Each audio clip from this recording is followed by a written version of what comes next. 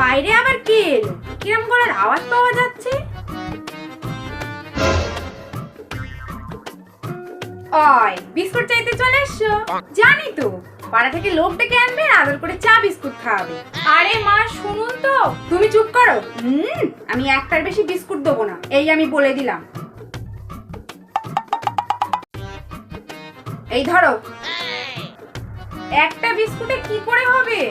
আর আমি বিস্কুট দিতে পারবো না। আর যদি দুজন আসে তাহলে ওইটা আধখানা করে দাও, যাও।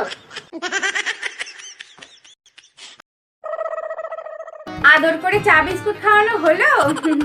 তা বলি কে এসেছিল, সখী না সখা?